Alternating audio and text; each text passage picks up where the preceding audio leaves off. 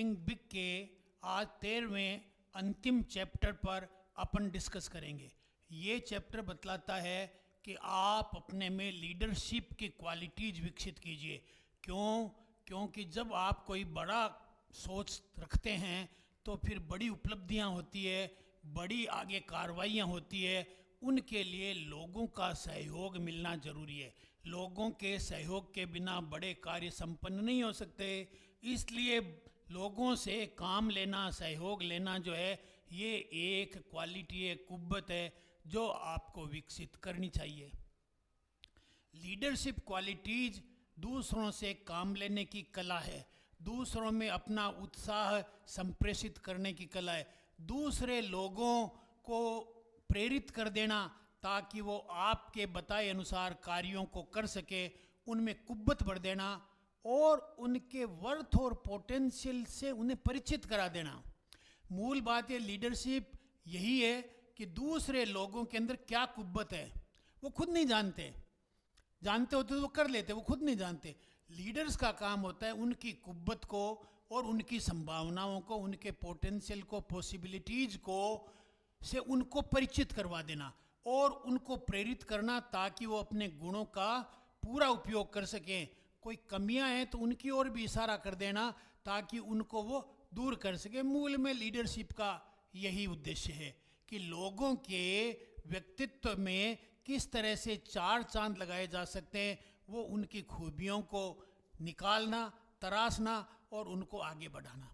ठीक है, लेकिन ये जो काम है वो हर लीडर को करना होता है, चाहे वो घर में परिवार का मुखिया हो, चाहे वो किसी कंपनी का मुखिया हो, चाहे वो किसी टीम का लीडर हो, चाहे वो किसी स्वयंसेवी संस्था का लीडर हो, चाहे वो किसी पॉलिटिकल पार्टी का लीडर हो, या सरकार में किसी पद पर बैठा हुआ ऑफिसर हो, या कंपनी में कोई मैनेजर हो। जिसके भी नीचे एक दो आदमी काम करने वाले होते हैं जो उसके इंस्ट्रक्शंस को मानते हैं, वो उससे लीडरशिप हो जाता है। लीडरशिप का मतलब जब एक से ज़्यादा लोगों के साथ आप मिलकर के काम करते हो तो आप में लीडरशिप यानी मैनेजरियल क्वालिटी आती है। मैनेजरियल क्वालिटी तो क्या है, आप जो रूटीन का काम है उसको कैसे अच्छे तरीके से करें, वो मैनेजमेंट है। ठीक है, लीडरशिप कहते हैं आपके अंदर बहुत सी क्वालिटी छिपी पड़ी है, उनको बाहर निकाल करके आपको परिचित कराना और उनको बढ़ाना और उनको काम में लेना, आपको सिखाना। अब बात दिक्कत आती है कि आप लीडरशिप करते हो लेकिन आपके परिवार वाले ही आपकी बात को नहीं मानते। कभी कभी आप चलते चलते असफल भी हो जाते हो, तब लोग आपकी मजाक उड़ाते हैं, आपकी आलोचना करते हैं, आपको नीचा दिखाने का प्रयास करते हैं, तो वाकई में एक यानी संकट की घड़ी आ जाती है आपके लिए।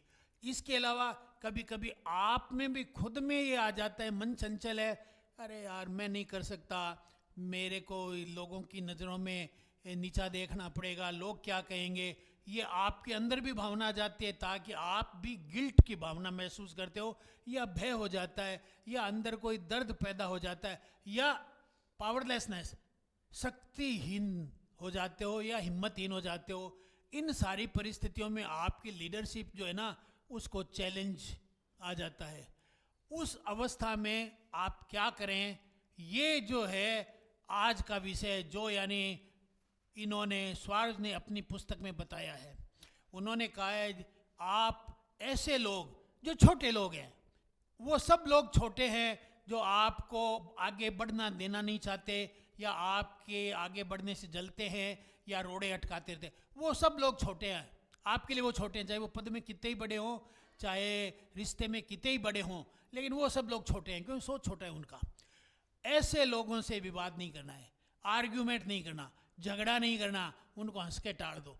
क्योंकि आप अगर उनसे करोगे तो आपका लेवल भी उन्हीं के बराबर का हो जाएगा और फिर आप और वो एक जैसे हो गए। और वो तो ये चाहते ही थे कि हमारे ही बराबर आ जा।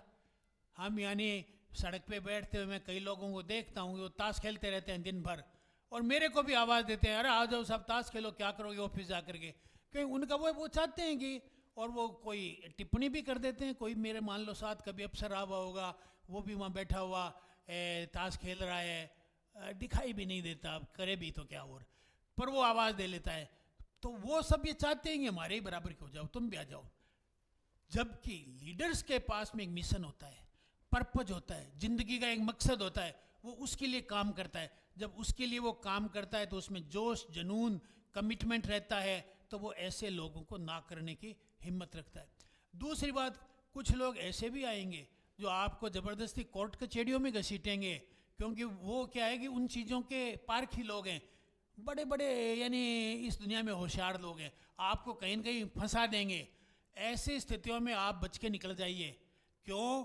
क्योंकि कोर्ट कचहरियों से किसी का लाभ नहीं होना, नहीं तो जो जीतेगा वो भी हार गया। अरे जो जीता बताया, आज अरविंद केजरीवाल का मैंने अखबार में पढ़ा है, उसको जेल वेल गया था शराब घोटाले में, आज उसे बरी कर दिया। अरे बरी तो हो गया, लेकिन वो इतने दिन की जेल भुगती और अपनी पार्टी की हार को भी भुगतना पड़ा। उसी वजह से उसकी पार्टी हार गई, उसे देश से सत्ता चली गई। तो इसलिए ऐसे जो झमेलेबाजी हों उनसे बच के निकल जाइए, समझौता करके पीछा छुड़ाइए कोई न कोई तरीके, क्योंकि ये लोग खुद तो खराब होंगे ही, आपको भी अपने जैसा ही कर डालेंगे, कोई लाभ नहीं होना। मेरे पिताजी कहते थे कि मुकदमा जो जीत गया ना वो तो हार गया, और जो हार गया वो तो थल्ले ही बैठ गया, इसलिए दोनों को नुकसान है। ओके, एक और बात वो कहते हैं, क्या कहते हैं, आप अपने इस माइंड को, माइंड है ना, इसके लीडर बनिए। माइंड के कई कई मत चलिए, इसके लीडर बनिए, यानी मास्टर बनिए।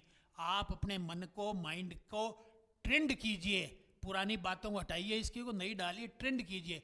जब आप इसको ट्रेनिंग दे देंगे तो ये वो काम करने लगेगा। अब मैं आपको एक बात बताना चाहता हूँ, जो बड़े यानी मैजिक ऑफ थिंकिंग बिग जो पढ़ेंगे करेंगे उनको लोग जरूरी है क्या? जब आप बड़ा सोचोगे,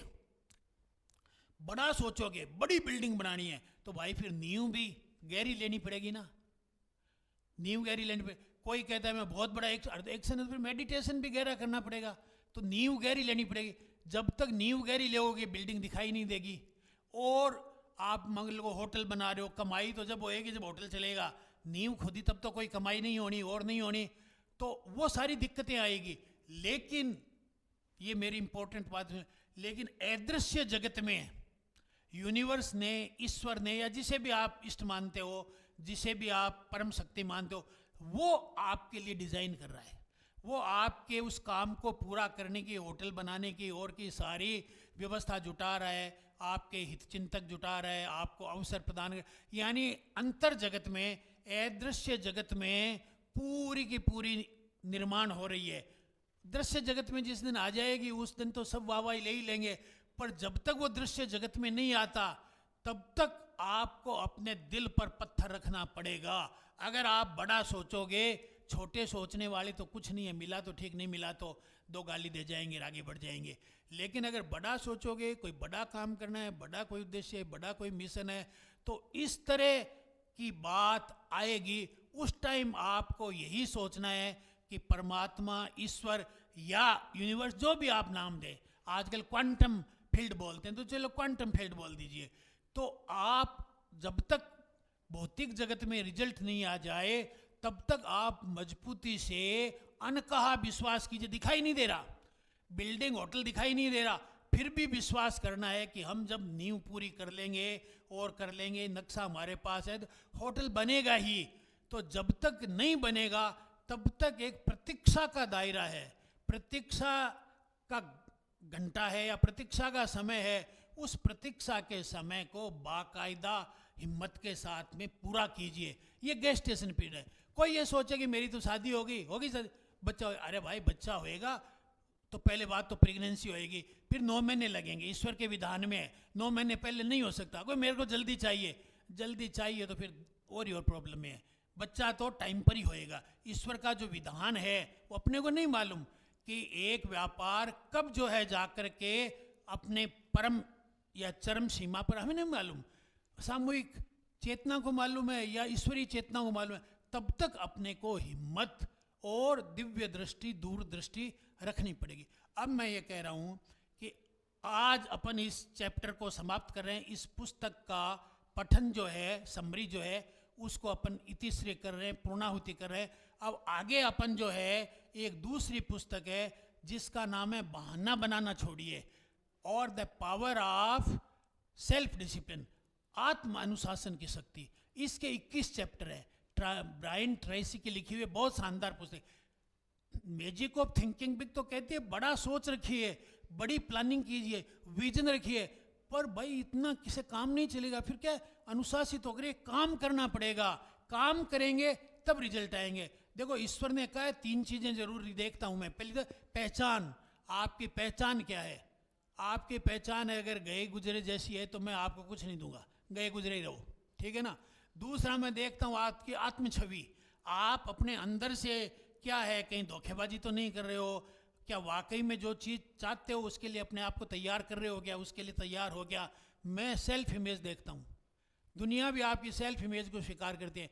अंदर से ढीले हो गए तो फिर ग्राहक भी नहीं आएंगे। ओके, ग्राहक भी पहले देख लेते हैं कि अंदर से इसकी आत्म छवि कैसी है। ओके, तीसरी बात जो बहुत ही इंपॉर्टेंट है वो ये, क्रिया कीजिए, एक्शन लीजिए।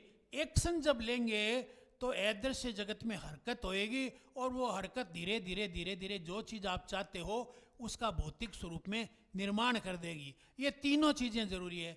अब आपको व्हाट्सएप नंबर दिए हुए हैं, उस पर आप जो है क्लिक कर लें, व्हाट्सएप ग्रुप में शामिल हो कर लें। आपको इन बुक्स के बारे में ज़्यादा जानकारी लेनी हो तो हमने 2 बुक कवर कर लिए। पहले तो एक 7 हैबिट्स की 7 आदतों पर हमने वीडियो बनाया था, उपलब्ध है हमारे पास, जो लेना चाहेगा उसे देंगे। और मैजिक ऑफ थिंकिंग बिग पर बना दिया। अब आगे हम तीसरी बुक जो है वो the power of discipline Brian Tracy की है, उसको कवर करेंगे। Thank you very much.